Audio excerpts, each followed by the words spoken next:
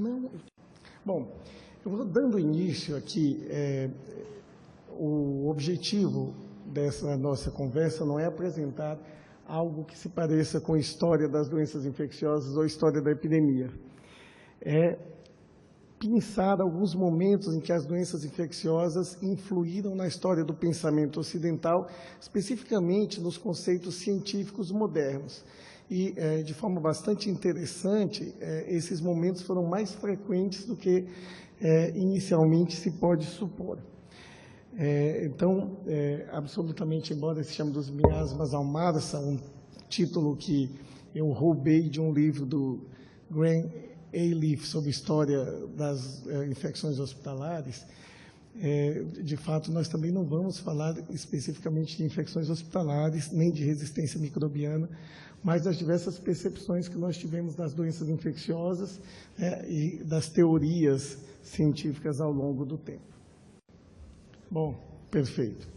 Então, sem mais demoras, eu não tenho nenhum conflito de interesse, evidentemente, nessa aula, exceto algumas obsessões com humanidades médicas, e quero começar a fazer isso em alguns capítulos, e, evidentemente, nós vamos sacrificar a profundidade para poder abranger uma ampla superfície. Nós sabemos, em termos de história das doenças infecciosas, que antes que houvesse cidades, ou basicamente no Paleolítico, não havia praticamente doenças infecciosas transmissíveis de pessoas a pessoas como um fator relevante. O indivíduo podia ter um machucado que evoluísse como uma gangrena, ou uma pneumonia, ou um quadro de uma diarreia, mas certamente não havia doenças amplamente transmissíveis. E quando começou a haver contato com animais, nós passamos a ter alguns spillovers de doenças que hoje nós não imaginaríamos que eram de origens zoonóticas, como, por exemplo, o sarampo, por exemplo, varicela, várias doenças virais que estamos acostumados a ver na prática clínica. À medida que esse contato com os animais ficou mais próximo, mais doenças saltaram de espécie.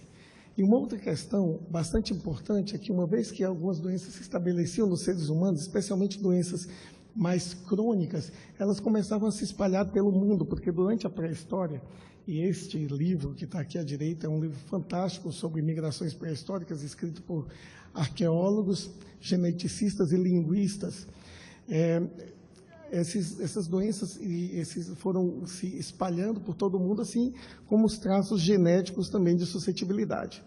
Mas algo que é bastante claro é que epidemias começam com as primeiras cidades. A primeira cidade que é identificada em termos de escrita é a cidade de Uruk, na Suméria. E as primeiras epidemias são descritas nas crônicas de Uruk. Mais uma vez, esse livro, Metrópolis, creio que ele acabou de ser lançado em português. É um livro que traça exatamente o impacto da criação das cidades na civilização. E um dos impactos mais importantes foi esse: começaram as epidemias. Várias pestes são descritas nas crônicas sumérias. A gente poderia falar bastante tempo sobre elas, mas não temos esse tempo aqui. Mas um outro aspecto fundamental desse período é que, por incrível que pareça, já desde o século XVII, XVI a.C., nós tínhamos um amplo comércio e troca de bens nessa região do Mediterrâneo e ali aprofundando também para o Oriente Médio e Ásia Central. Isso é atestado porque você encontra vasos egípcios na Babilônia, você encontra material da Babilônia em Chipre. Então, havia uma troca imensa, além do que há alguns naufrágios que têm sido encontrados, os navios, que provam que havia navios mercantes e que havia um comércio amplo. Havia, inclusive, segundo alguns escritos, embaixadas comerciais. Então, havia cipriotas entre os hititas, havia egípcios entre os cretenses. Então, isso já fazia com que doenças infecciosas pudessem ser transmitidas num território amplo, onde nós temos o conhecimento escrito, que é esse território ao redor do mar Mediterrâneo. E não por acaso, então, as primeiras pestes são descritas em todos esses povos. E quase todas as primeiras descrições de pestes são feitas em tabuletas cuneiformes. Então, você tem descrições de peste no que hoje é a Turquia, que na época era a Grécia continental. Nós temos descrições ali na Ásia Central, descrições do Egito. E aí é exatamente esse o ponto em que nós começamos a interagir com o pensamento ocidental propriamente dito. Então, nós temos, e essa imagem do Hipócrates aqui não está por acaso, nós temos uma mudança no pensamento sobre como as doenças são causadas. Eu estou apresentando aqui todas as referências, e algumas referências são principalmente de filósofos da ciência que estudaram a epidemiologia e a história das doenças infecciosas. Então, quando nós pensamos num modo muito antigo de imaginar causas de doenças, as causas eram o castigo divino. Então, essa imagem aqui é uma ilustração de uma Bíblia medieval, mas está mostrando as pragas do Egito, que sabidamente eram um castigo divino.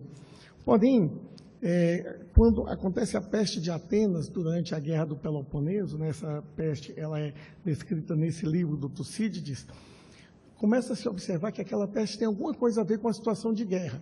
Ela não é algo que vem, evidentemente, como um castigo dos deuses, mas como um resultado de um desequilíbrio que nós temos em relação às condições de vida, as condições de alimentação, etc. E a peste, e a Guerra do Peloponeso e essa peste de Atenas, elas foram muito importantes para o Hipócrates, quem quer que tenha sido Hipócrates, talvez não tenha sido uma única pessoa, mas uma escola de pessoas, e no seu livro sobre as epidemias, ele descreve exatamente o que seriam as causas e os determinantes da ocorrência de uma epidemia. E esses determinantes não são os desejos divinos, mas sim as condições ambientais, um desbalanço ambiental. Ele diz, existe epidemia quando chove demais, quando tem seca demais, quando algum fenômeno ambiental não controlado acontece. Isso está totalmente de acordo com outro livro do Hipócrates chamado Águas, Ares e Lugares. Então, tanto no que se trata de saúde pública, quando se fala de saúde pública, quanto em clínica, o Hipócrates defendia que você contrabalançasse os excessos para que você tivesse uma correção do quadro infeccioso e que você pudesse ter, então, inclusive, o controle das epidemias.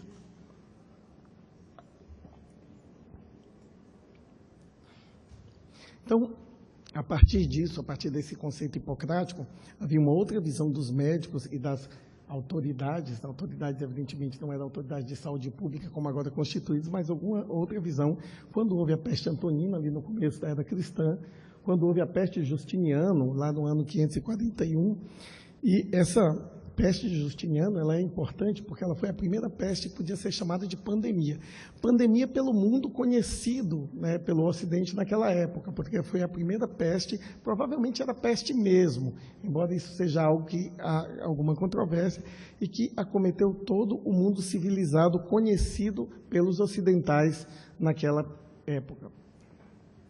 Bom, o exemplo último dessa ideia sobre causalidade foi o Galeno. Galeno foi um médico já romano tardio que sintetizou todas essas teorias hipocráticas sobre pestes e que começou a trabalhar não só com essa questão racional de como as pestes surgiam e deveriam ser combatidas, mas também com algumas medidas empíricas, ou seja, testar alguns modelos tanto de tratamento individual como de combate da peste.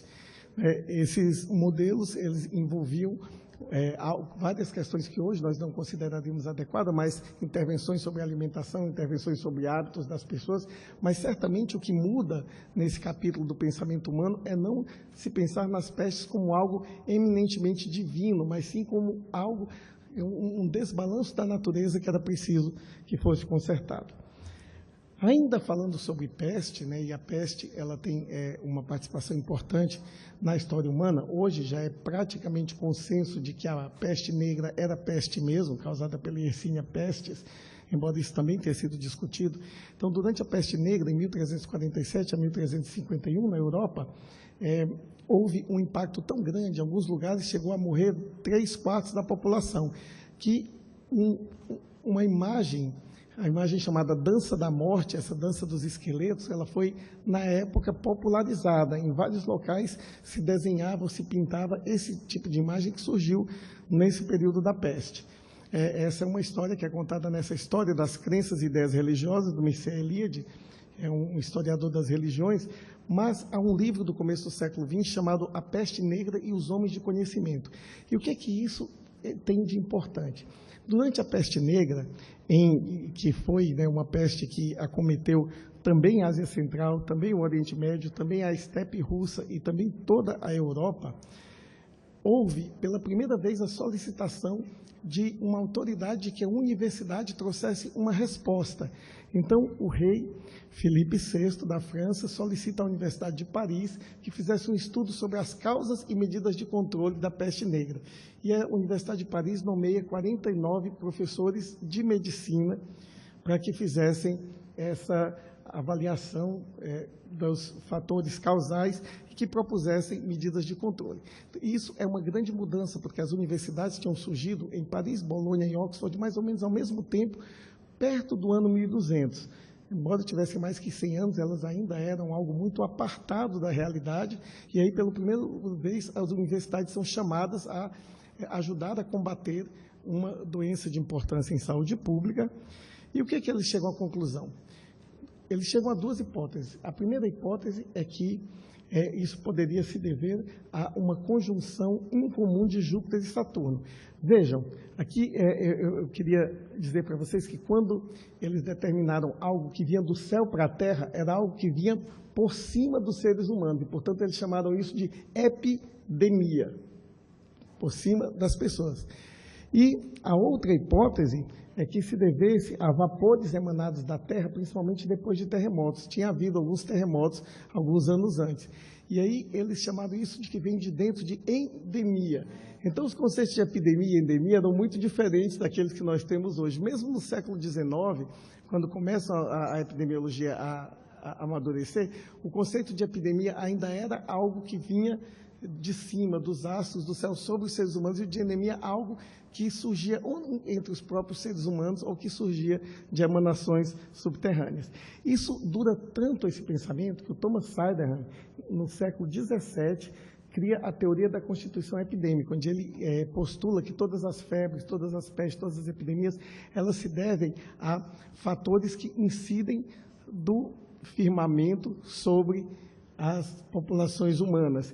E isso explicaria tudo, desde a peste até a cólera, até todas as outras doenças que hoje nós chamamos de epidêmicas. Temos que lembrar que o termo não vem de um aspecto matemático, como nós hoje acreditamos. Bom, passando para um capítulo adiante, eu acho que eu vou até deixar espaço para a gente discutir, porque eu estou falando bem mais rápido do que imaginava, mas ainda vindo sobre essa questão da teoria epidêmica, né, como algo que vem a partir de emanações celestes, eu queria discutir uma mudança de paradigma. Paradigma é um termo que foi bastante banalizado nos últimos anos, né, para desespero deste filósofo da ciência chamado Thomas Kuhn, da Universidade de Berkeley, que descreveu o paradigma como o conjunto de pensamentos que caracteriza a ciência de uma época. Ele estava bastante preocupado com a física newtoniana e a física quântica. Então, assim, a física newtoniana parecia explicar tudo. Quando ela não explicava mais tudo, mudaram para a física quântica, ou seja, mudaram de paradigma. Era isso que ele queria dizer. E o Mervyn Susser, que é um epidemiologista ainda vivo e que foi um aluno do Thomas Kuhn, ele traz a teoria dos paradigmas kuhnianos para a história da epidemiologia, e ele fala de 4 paradigmas, mas nós vamos nos deter em 2, que é o paradigma miasmático e o chamado paradigma microbiológico, ou a teoria infecciosa.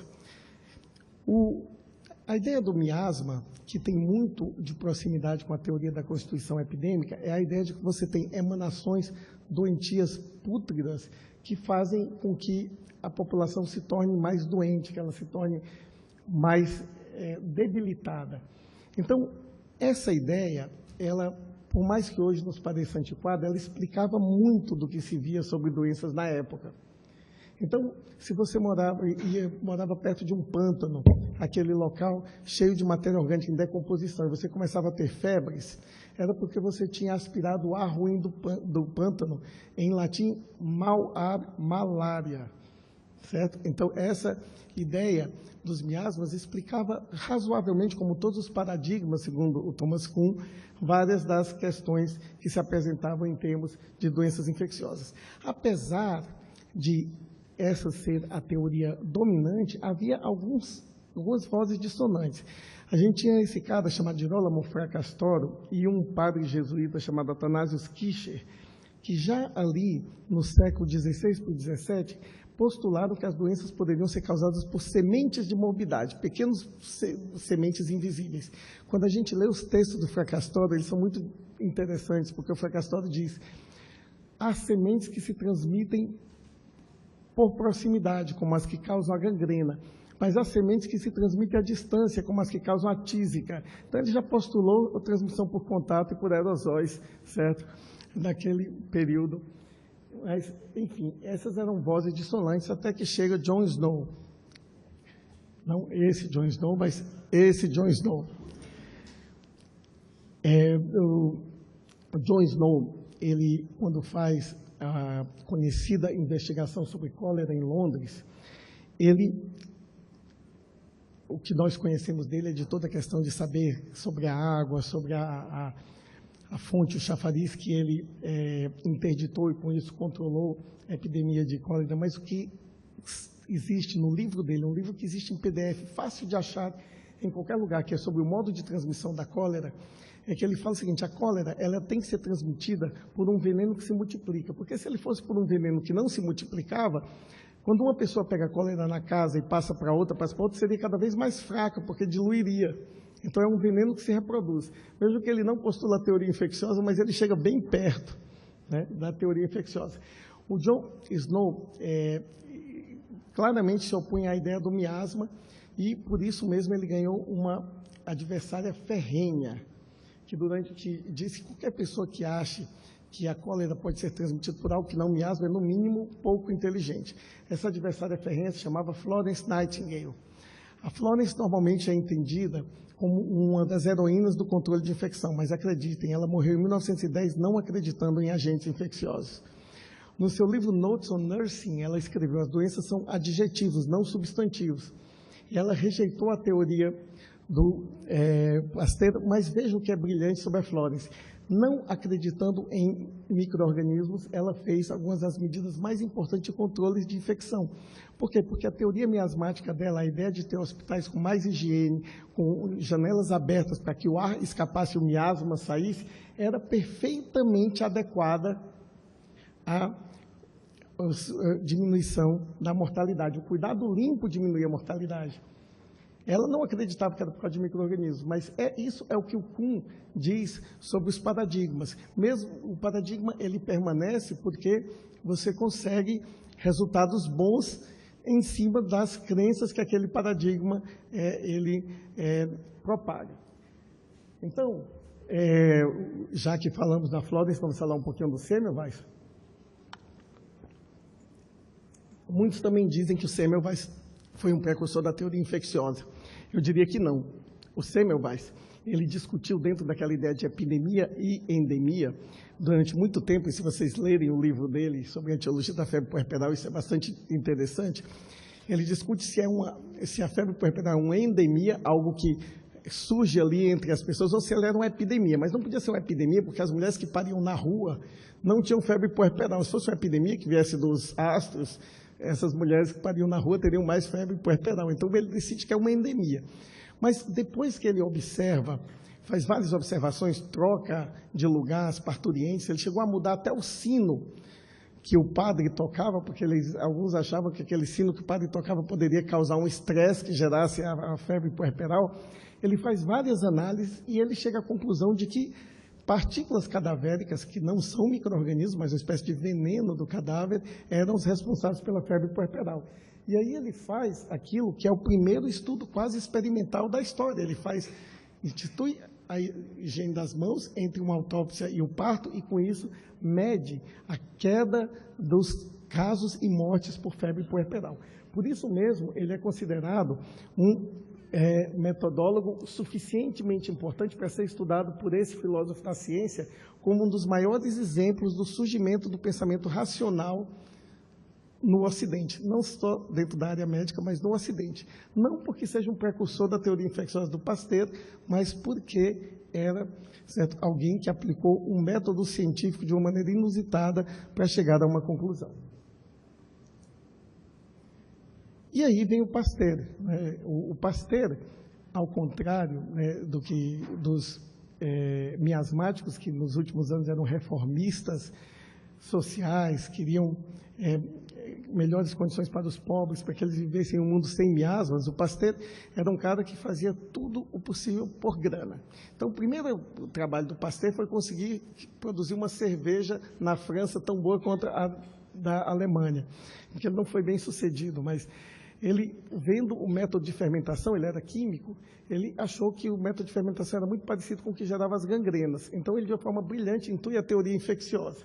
Esse cara que eu pus aqui do lado é um discípulo do Pasteur chamado Alexander Yersin, que tem uma vida muito interessante, e eu super sugiro que leiam esse livro aqui da editora 34, exatamente sobre a vida do Alexander Yersin. Ter descoberto o agente da peste, Yersinia pestis, é uma das menores coisas que ele fez.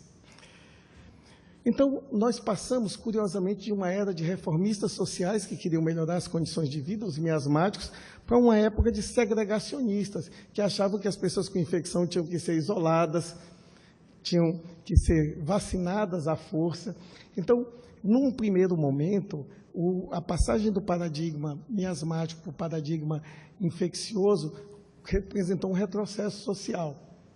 Representou um retrocesso e o fim de várias medidas de saúde pública. É evidente que nós temos, vendo isso, 150 anos depois, quando as vacinas são das principais medidas de saúde pública, nós não temos uma ideia do que era, naquele momento, o terror e a obrigatoriedade com que se pôs vacina. Mas, se não fosse assim, nós não teríamos tido esse episódio chamado Revolta da Vacina, que é um episódio em que se tenta fazer uma alteração higienista sobre a orla do Rio de Janeiro, destruindo as casas, criando a vacinação compulsória e obrigando os pobres a se abrigarem no fundo e nos morros, gerando a situação de favelas que nós temos hoje. Então, para nós entendermos como poderia haver revolta contra algo tão importante quanto as vacinas, temos que entender que, na época, as vacinas eram algo segregatório e algo visto como uma medida de higiene social. E aí é que nós passamos do miasma ao massa. Ontem nós estávamos discutindo se fazíamos ou não isolamento para gram negativo, e a gente tem que pensar sempre no horror que é trancar uma pessoa dentro de um quarto ocasionalmente, né? Nós temos que, evidentemente, utilizar as precauções de isolamento com bastante cuidado, mas a gente tem sempre que lembrar que as precauções de isolamento que surgem com o advento das doenças infecciosas são medidas que trazem em si um tanto de um aspecto de crueldade. Bom, nós estamos passando os capítulos e mantendo a nossa ideia de sermos superficiais, certo? E abrangemos uma superfície maior. Mas eu queria, no capítulo 4, discutir algo muito interessante que aconteceu com a AIDS e que é único em termos de ciências médicas e que talvez nós possamos utilizar para outras questões. Durante todo o período em que a AIDS surge, ainda sem existirem medicamentos, ainda sem existir um controle laboratorial e clínico adequado, houve um grande desenvolvimento, um grande impulso das ciências sociais.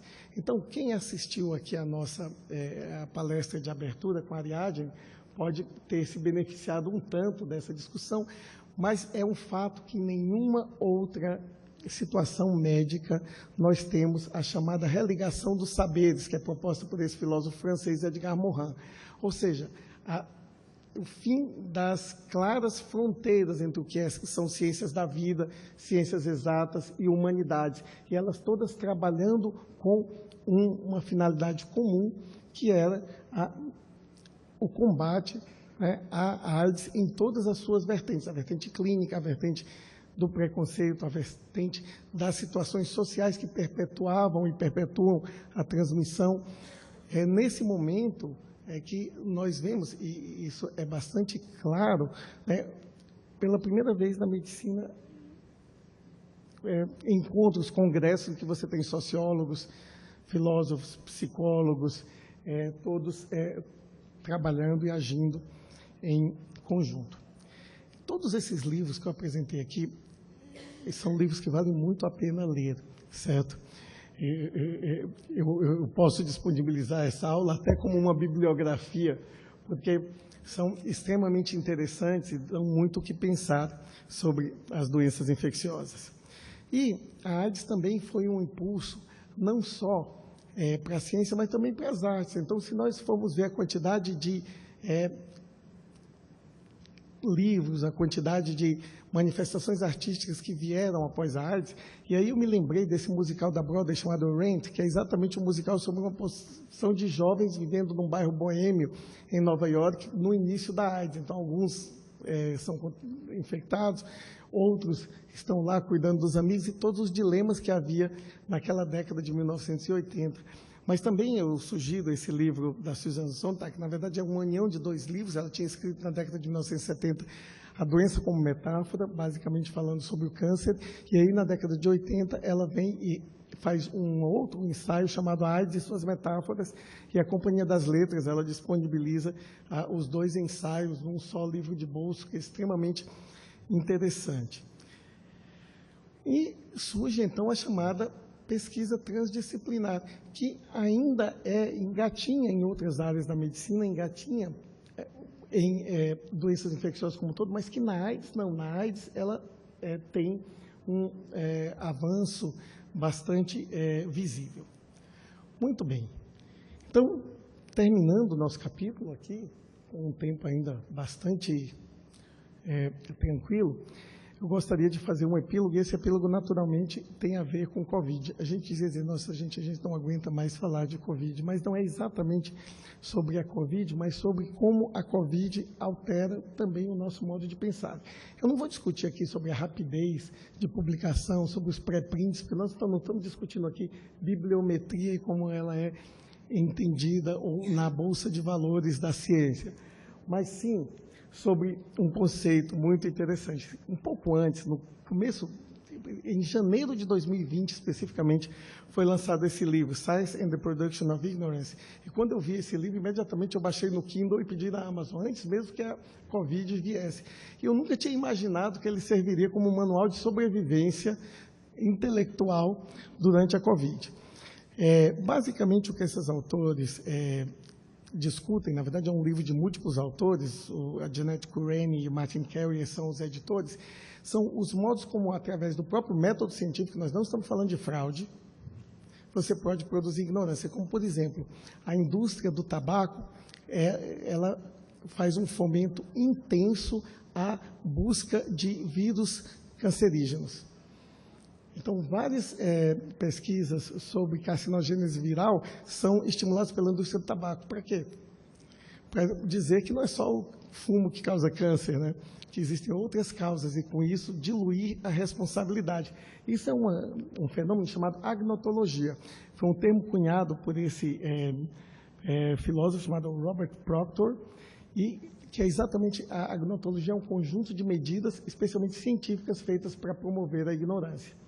E aí, se nós pensarmos o quanto de agnotologia que houve, o quanto de estudos aparentemente bem delineados foram feitos para nos tirar o ponto em que nós imaginávamos que estávamos durante a Covid.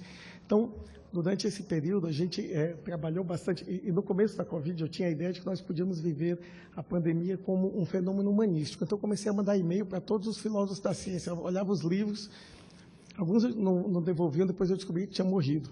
Mas acontece que vários deles foram muito gentis, e vários deles responderam. Nós tivemos uma conversa muito produtiva, especialmente com um filósofo chamado James Brown, que não é um sex machine, mas é um filósofo da Universidade de Toronto, da ciência, que é extremamente interessado nessa questão do que se considera realismo científico, e um outro autor de um livro chamado Filosofia da Epidemiologia, que eu esqueci de pôr aqui nessa aula, Alex Broadbent, que é um professor da Universidade de Joanesburgo. Ele tem um livro sobre filosofia da medicina, outro sobre filosofia da epidemiologia, e que estavam bem preocupados sobre como o conhecimento era transmitido e como os dados epidemiológicos eram entendidos pela população em geral.